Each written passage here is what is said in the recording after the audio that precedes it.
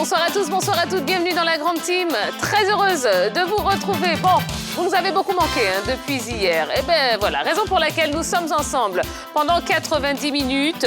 Le temps d'un match de football palpitant que nous allons jouer non seulement avec vous, mais également avec la team qui est là, qui est prête, qu'on va retrouver dans un instant.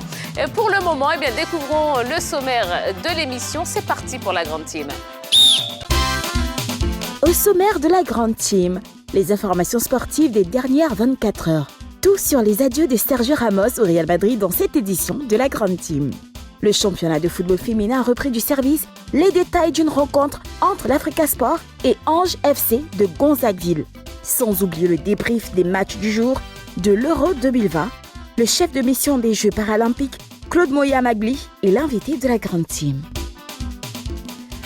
Voilà, vous l'avez entendu, vous l'avez compris, un très beau programme pour vous accompagner pendant 90 minutes.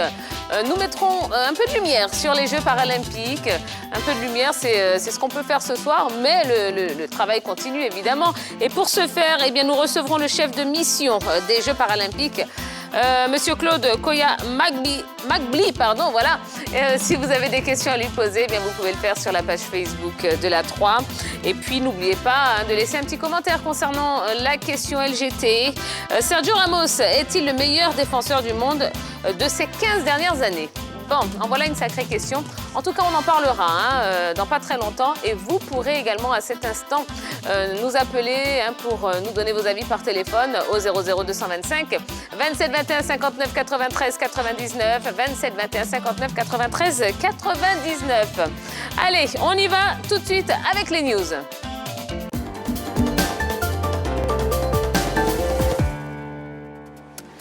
Et on commence avec du taekwondo. La Côte d'Ivoire invitée à l'Open international du Liban. 9 éléphants taekwondoïnes se sont envolés mercredi pour Beyrouth en vue de prendre part à l'Open international du Liban qui se tiendra le dimanche 20 juin 2021. Gbané Seydou et Traoré Charlène, qualifiés pour les JO, font partie de la délégation partie défendre les couleurs ivoiriennes.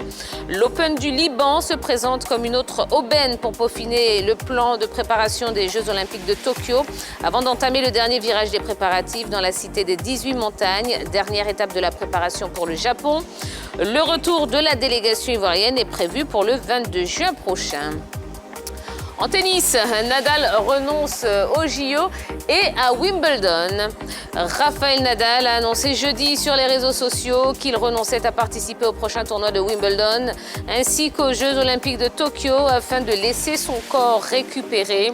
Champion olympique en simple en 2008 et en double en 2016, vainqueur de 20 titres du Grand Chelem, Rafael Nadal s'est incliné vendredi dernier en demi-finale de Roland-Garros face au futur vainqueur Novak Djokovic.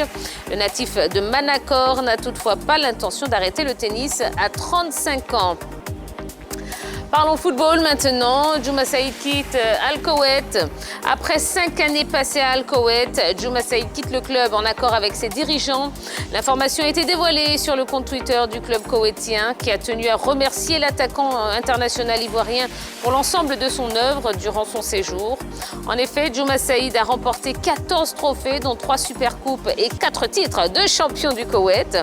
Selon plusieurs sources proches, le joueur serait tenté par une aventure en Europe où des clubs français, belges et turcs seraient intéressés par son profil.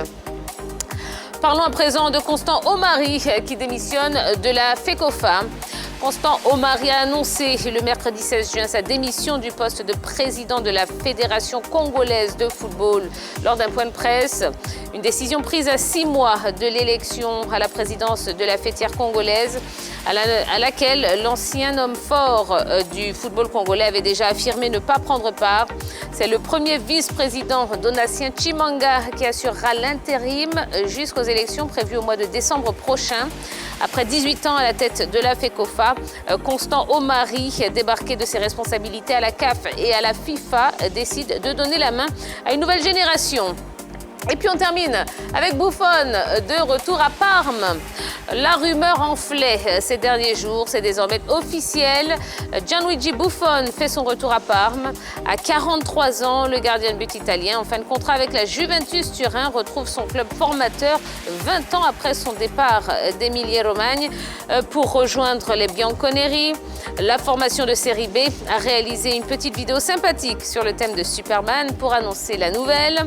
Buffon n'y trouvera pas Gervinho, l'attaquant ivoirien qui a filé à Trabzonspor en Turquie à la suite de la relégation du club parmesan. Voilà. Bon, allez, on en a fini pour les news. On a encore pas mal de choses à vous proposer. Retrouvons sans plus tarder la team de ce soir. Bonsoir la team. Bonsoir Tia. Comment allez-vous, messieurs?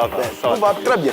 Bon, allez, on est reparti pour 90 minutes avec un maximum d'informations. Oui, parce qu'il se passe toujours beaucoup de choses sur la planète sport. Et une planète sport qui ne cesse de bouger. Et on en apprend tous les jours dans la grande team. Mais grâce à vous, messieurs, donc déjà, bravo, félicitations. Merci. Pour le travail rendu à la nation. Ben, bravo à vous également. C'est bien vous, la capitaine. Nous sommes derrière. C'est vous qui guidez le bateau, donc on vous suit. Allez, bon, je vous rappelle tout de suite la question LGT de ce soir. On va parler de Sergio Ramos. Sergio Ramos est-il le meilleur défenseur du monde de ces 15 dernières années? Eh bien, vous pouvez vous exprimer sur la question, déjà sur la page Facebook de la 3, mais également par téléphone. On va en parler dans quelques secondes à peine. Vous pourrez nous appeler au 27 21 59 93 99.